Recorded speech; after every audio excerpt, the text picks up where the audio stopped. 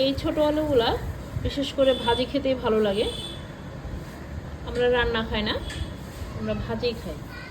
কেটে নেওয়া হচ্ছে ছোট আলু, ছোট আলুর ভাজি হবে।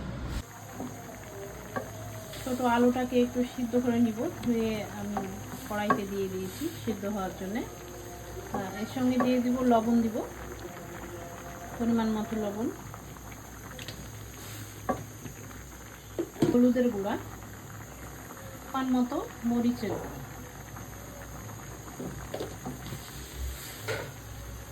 এটা সিদ্ধ হয়ে গেলে তেলের কড়াতে তখন ভেজে নিব আলুটাকে। সব কিছু মশলা, গুঁড়া মশলা দেওয়া হয়ে গেল।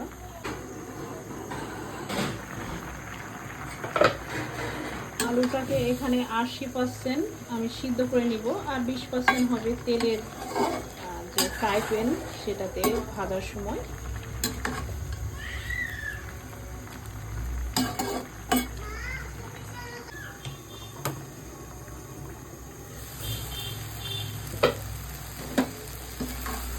পানিটাও শুকিয়ে গেছে,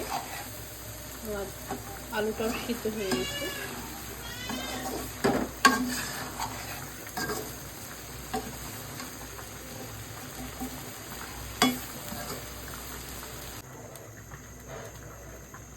তেলের কড়া নিয়ে নিয়েছি আমি আলুটাকে ভাজার জন্য।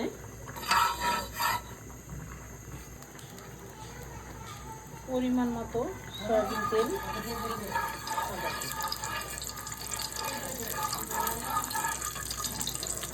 সিদ্ধ করে রাখা আলুটা এখন দিয়ে দিব।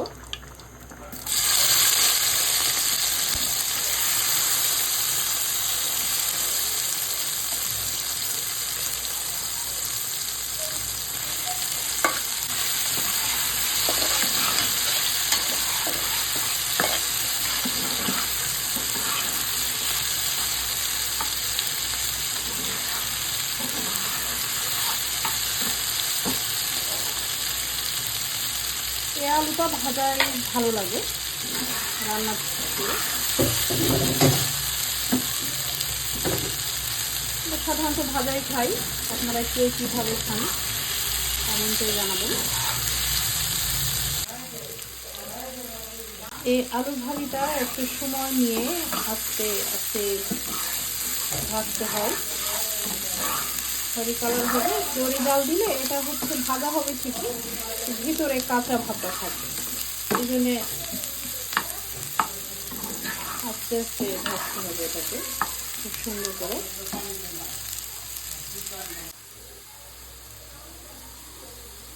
ছোট আলুর ভাজাটা প্রায় আমার হয়ে গেছে, এটা হালকা বাদামি হয়েছে কালার।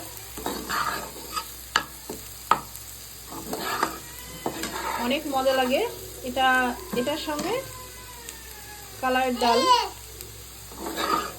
গরুর মাংস সঙ্গে আলুর ভাজি, এর মতো অমৃত খাবার আর হয় না। ছোট মেয়ে চিল্লাচ্ছে।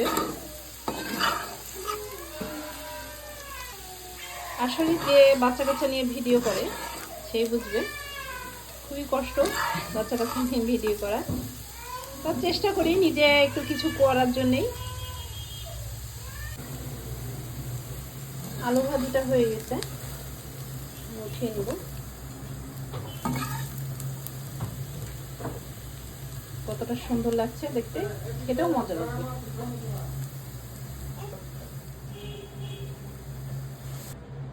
হয়ে গেল আমার ছোট আলুর ভাজি।